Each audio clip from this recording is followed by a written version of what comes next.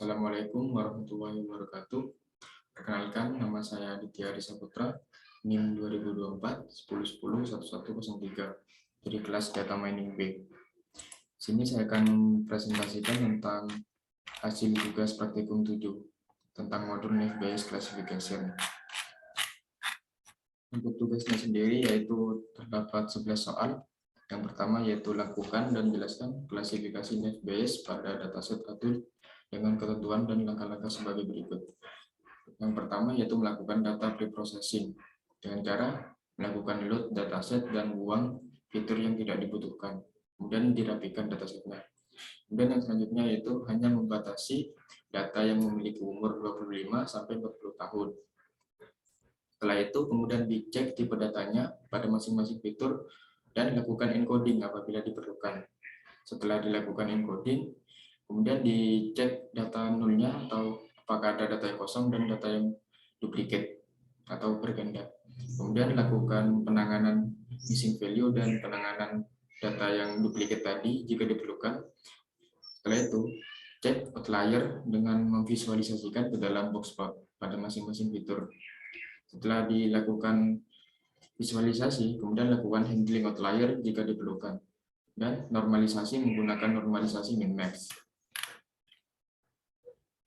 Kemudian untuk modelingnya sendiri yaitu dengan menggunakan test size 20%, 25%, dan 30%. Setelah dan juga tampilkan hasil skor akurasinya. Untuk soal yang selanjutnya yaitu melakukan perhitungan manual. Lakukan modeling secara manual, boleh menghitung di kertas, Excel, spreadsheet, namun tidak diperbolehkan menggunakan coding. Klasifikasi menggunakan Naive-Bayes berdasarkan dataset bumi, jodoh Naive-Bayes dataset. Setelah itu tentukan keputusannya, apakah yang A, bagaimana hasil keputusan jika terdapat data interpol, tajir, baik, dan jempol. Kemudian yang B, bagaimana hasil keputusan menurut pelatihan tersebut bila terdapat data biajasi, biajasi, biajasi, biajasi. Dan yang terakhir yaitu bagaimana hasil keputusan jika terdapat data biajasi, agak tajir, toksik, dan biajasi. Dan yang selanjutnya kita beralih ke Google Colab-nya. Di sini yang pertama-tama yaitu membaca dan menampilkan dataset. Yaitu pertama terlebih dahulu kita mengimport library yang kita butuhkan. Yaitu import NumPy, ASNP, kemudian import pandas SPD-nya untuk data preprocessing untuk mengolah datanya. Kemudian untuk visualisasinya sendiri yaitu saya menggunakan Matplotlib dan Seaborn. Di Matplotlib ini saya mengambil import RC param, kemudian Matplotlib inline. Untuk algoritmanya, saya memakai import scalar dengan mengambil import Gaussian. Dan untuk ignore warningnya, saya mengambil setting with copy warning. Setelah itu, kita membaca file CSV dengan cara data, PD CSV, kemudian copy path-nya, kemudian ditampilkan datanya.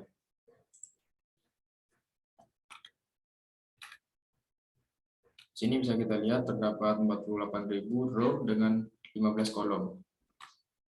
Untuk kita bisa melihat kolom apa saja yang ada pada dataset tersebut dengan cara membaca file CSV atribut Excel-nya. Di sini terdapat 15 kolom dengan tip deskripsinya. Untuk age umur, work class, kelas pekerja, FNLW, education, no, martial, occupation, relationship, dan lain-lain.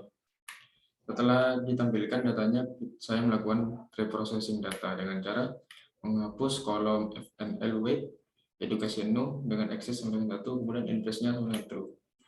Karena FNL weight dan kolom FNL weight ini dan education tidak dibutuhkan, jadi saya menghapusnya.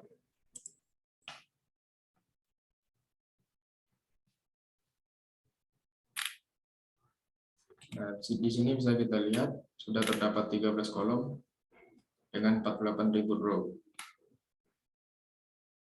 Sini menghapus atribut FNLW karena tidak berpengaruh pada kelasnya. Jadi saya memutuskan untuk menghapusnya. Kemudian yang selanjutnya yaitu hanya membatasi dataset yang berumur 25 sampai 40 tahun. Dengan cara data sama dengan data age lebih dari 24 dan data age-nya kurang dari 41. Kemudian data reset, index, drop sama dengan true, in place true. Kemudian tampilkan datanya. Sini bisa kita lihat untuk kolom X-nya sendiri yaitu antara rentang 25 sampai 40 tahun. Tidak ada yang kurang dari 25 dan lebih dari 40. Untuk datanya sendiri kita memperoleh 20.199 row dan 13 kolom. Setelah ditampilkan data yang berumur 25 sampai 40 tahun, kita lakukan pengecekan apakah terdapat data yang kosong dengan cara data is null, data.empty, dan data is null. Kemudian di sum.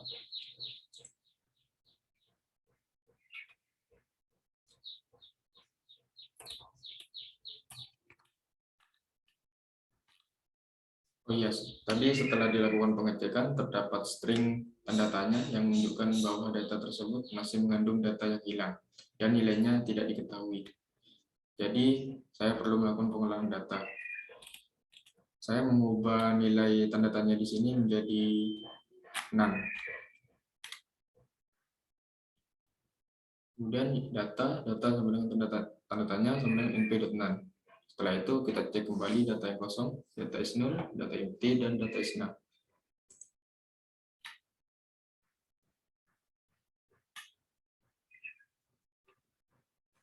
Sini bisa kita lihat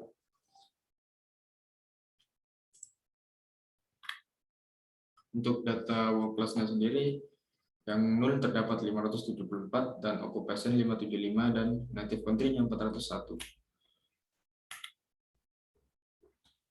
Dan yang selanjutnya yaitu data menghapus data yang kosong yang terdapat di kolom work class, occupation, dan income. Untuk income-nya sendiri yang lebih kurang dari 50K. Setelah itu di run.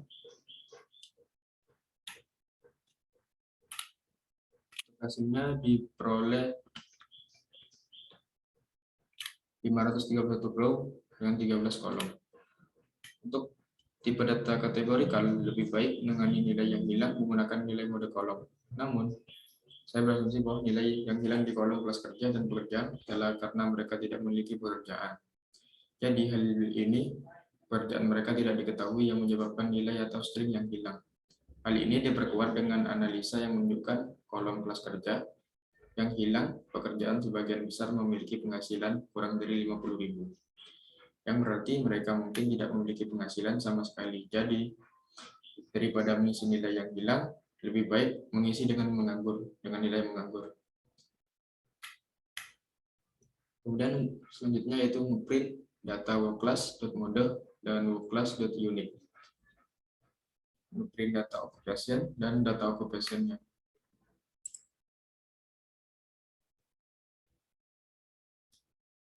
Untuk yang work class adalah private, tipe datanya objek. Untuk yang occupation, craft, repair, dan tipe datanya objek. Dan yang selanjutnya melakukan perulangan per kelasnya dengan cara data call, filna, never walk, in place dengan true.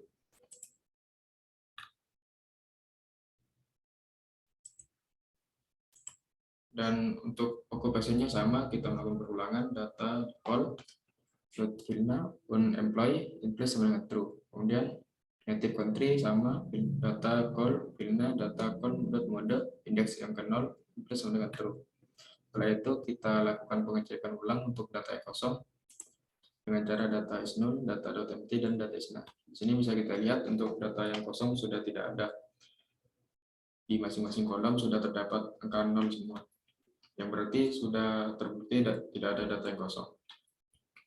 Setelah pengecekan data 0, kita lanjutkan untuk pengecekan duplicate data. Dengan cara data.duplicate.sum. Di sini untuk data yang duplikat terdapat 2.664. Setelah dicek, kita lakukan saya melakukan hapus data yang duplikat tersebut dengan cara data.drop duplicate in place sama dengan true. Kemudian reset index drop sama dengan true, in place sama dengan true. Kemudian tampilkan datanya.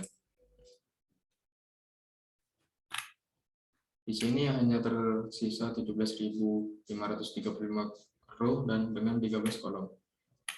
Untuk menampilkan deskriptif statistiknya dengan cara data.describe.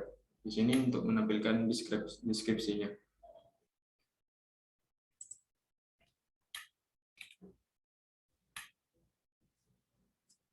Untuk yang di sini hanya menampilkan deskripsi data numerikal. Sedangkan untuk yang kategorikal dengan cara data describe include sama dengan O.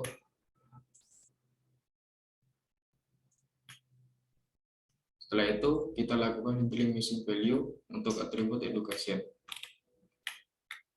Dengan cara membuat visualisasi PLT figur fixesnya 12,8 dan SNS conplot data sama dengan data, X-nya income dan punya education.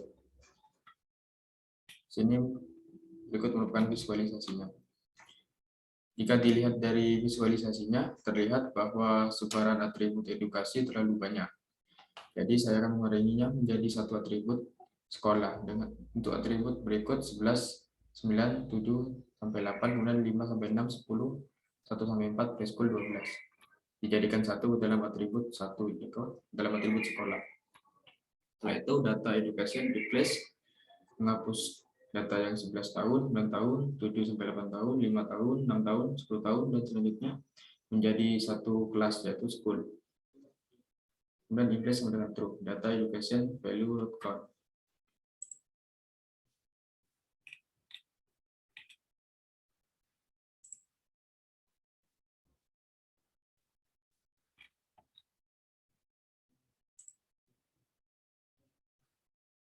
Setelah itu kita lakukan encoding dengan cara kita tampilkan dahulu info datanya dengan cara data.info.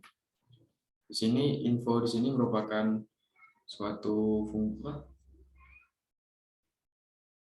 fungsi untuk menampilkan informasi datasetnya. Di sini terdapat 13 kolom dengan tipe datanya integer 64 dan objek. Untuk memori yang dipakai yaitu 1,7 MB. Kemudian yang selanjutnya melakukan import label encoder from scalar preprocessing dengan variabel L sama dengan label encoder. Kemudian data work class dengan mengfeed transform data work class education di feed transform education. Kemudian mengfeed transform marital status, occupation dan relationship. Dan juga race, gender, native country, income. Kemudian ditampilkan 5 data teratasnya.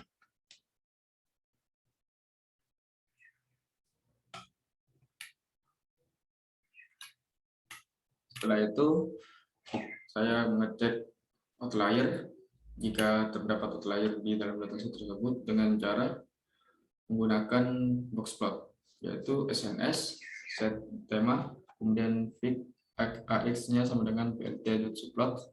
Untuk row-nya sendiri 4, kemudian kolomnya 4, fixes-nya 16,10, constraint layout sama dengan true.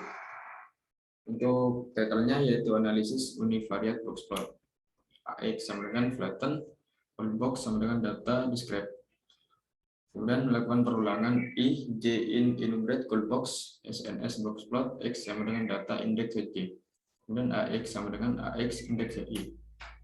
Untuk X-nya yaitu indeks J dan AX-nya indeks I. Di sini bisa kita lihat visualisasi box plotnya berdasarkan kolomnya yaitu age, work class, education, marital status, occupation, relationship, race, gender, dan capital gain, capital loss, dan lain-lain. Karena NFBS sendiri yaitu algoritma yang memiliki pendekatan dengan mengklasifikasikan suatu data dengan probabilitas, jadi keberadaan outlier mungkin tidak berpengaruh terhadap perhitungan atau operasi klasifikasi. Karena yang di sini yang digunakan adalah nilai probabilitas, bukan jarak. Setelah dilakukan pengecekan dengan box plot, yaitu ngecek korelasinya antar masing-masing kolom dengan cara plt.figure fixes sama dengan 12,9 dan SNS heatmap-nya data.chor not sama dengan true, FMT-nya LG, Gmap LGNBU. Kemudian dilakukan PLT show, ditampilkan dengan PLT show.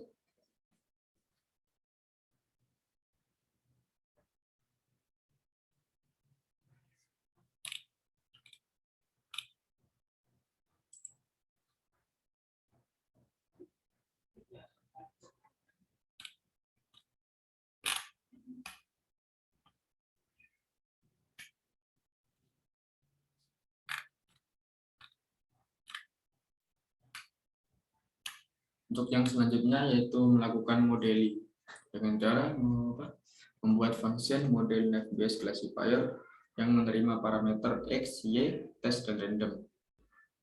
Untuk tes sendiri nanti data tes untuk testing data yang 20% dan 25% dan 30% dan random. Yang pertama yaitu melakukan train test split dengan cara memecah antara data training dan data testing dengan cara mengimport train test split dari modul scalar, kemudian lakukan xtrain, xtest, train, ytest sama dengan train test split, xy, test sama dengan test, random state-nya sama dengan random. Kemudian untuk naive klasifikasinya mengimport Gaussian di modul scalar dengan cara Gaussian NB, gbfit, xtrain, dan ytrain. Untuk printing metrik from scalar metrik mengimport akurasi skornya. Dan ypred sama dengan gb predict xtest dan memprint akurasi skornya ytest ypred dikali 100. Setelah itu kita lakukan data testing yang sebesar 20% dengan cara x membuat variabel x, kemudian datanya di drop, menghapus kolom income di data dengan x sama dengan 1 dan y sama dengan data income. Kemudian model naive Bayes classifier xy 0,242. Untuk data testing yang 20% diperoleh sebesar, ya kita run terlebih dahulu di sini.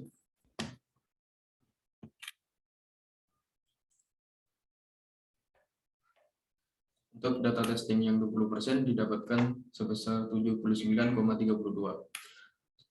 Kemudian yang selanjutnya yaitu data testing yang 25%. Sama seperti yang 20%, kita hapus dulu income-nya. Kemudian model naive Bayes classifier XY dengan 0,25 karena 25%, kemudian 42. Didapatkan hasil sebesar 79,21. Untuk yang testing data 30%, sama X sama dengan data drop, income, akses sama true, Y data income, didapatkan nilai sebesar 79,39. Karena di sini testing data yang terbesar terdapat pada 30%, yaitu sebesar 79,39. Di sini berarti yang efisien atau efektif yaitu data testing yang 30%.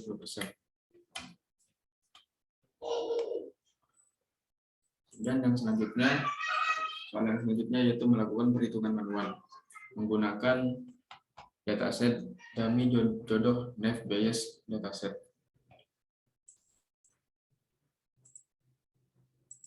Di sini berikut dataset dummy jodoh naive Bayes-nya. Di sini terdapat beberapa kelas, yaitu terdapat 4 atribut dengan atribut kecerdasan, harta, perilaku, dan kesetiaan. Untuk atribut keputusan di sini dijadikan kelas atau kelompok, yaitu berdasarkan gas lamar dan dipikir dulu. Sini saya sudah membuat dataset.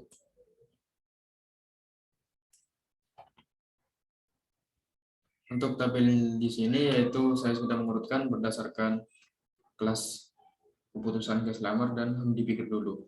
Diperoleh untuk kelas yang gas lamar terdapat 10 data dan kelas dipikir dulu yaitu 10 juga.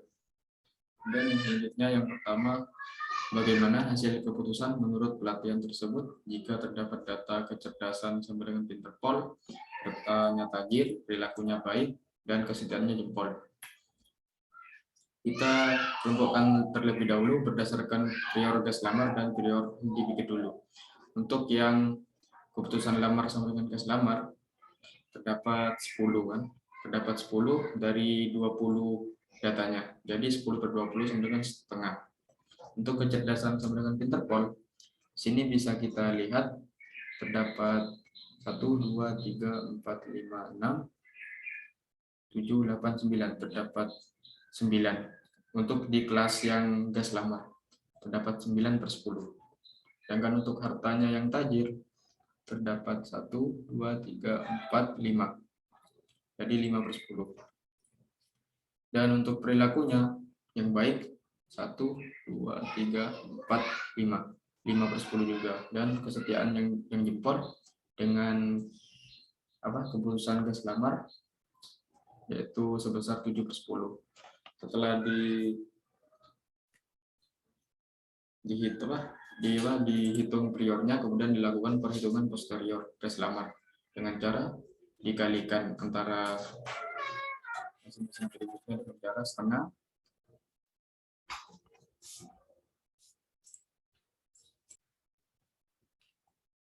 dengan cara menghitung setengah dikali 9/10, kemudian dikali 5/10, kali 5/10, dan dikali 7/10.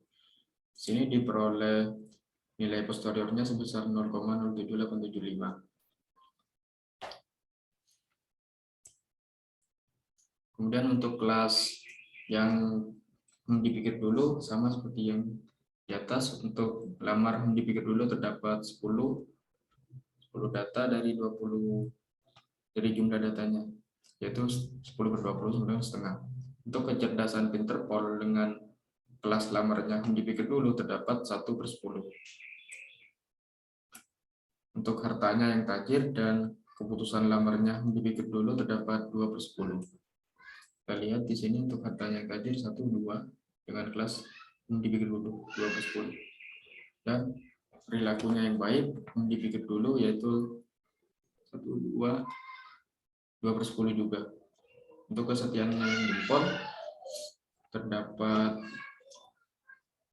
1, 2, 3.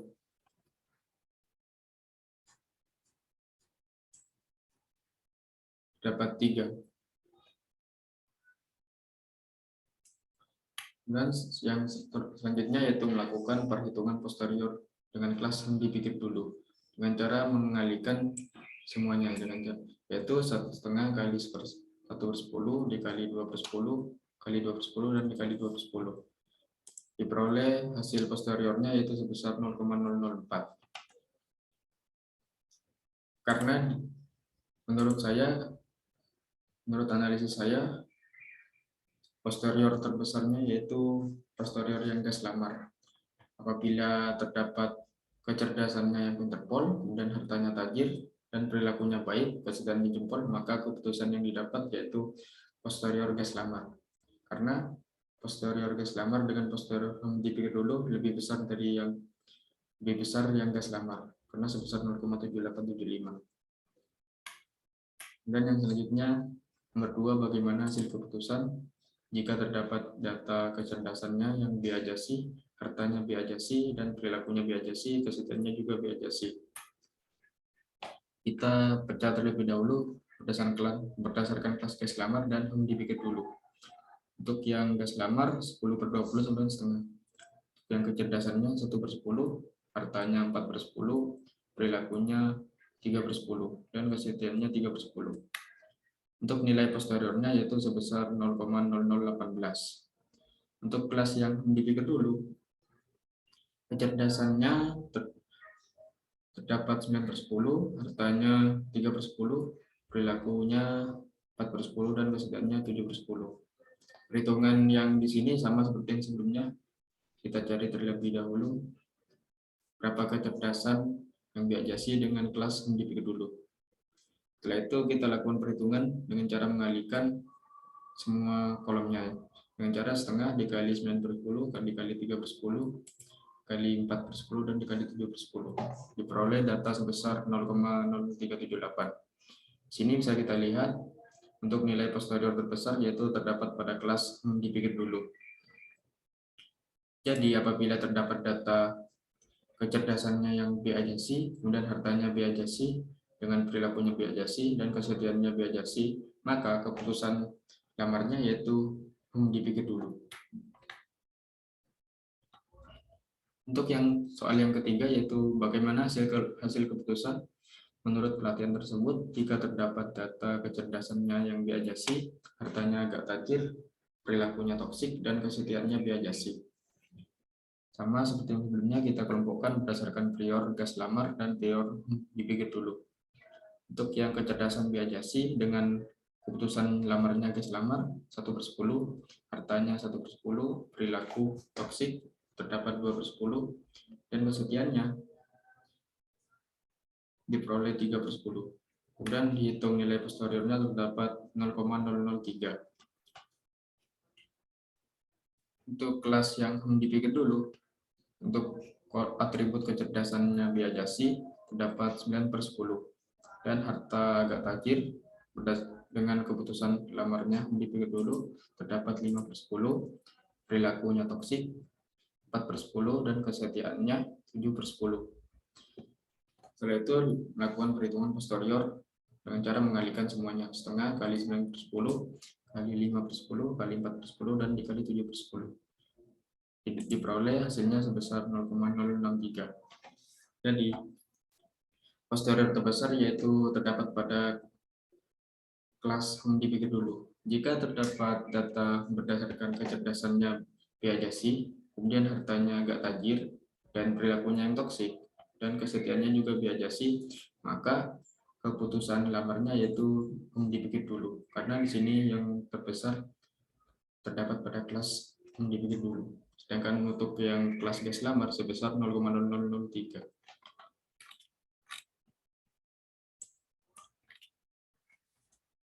Demikian yang dapat saya sampaikan. Apabila ada kekurangan, saya mohon maaf. Wassalamualaikum warahmatullahi wabarakatuh.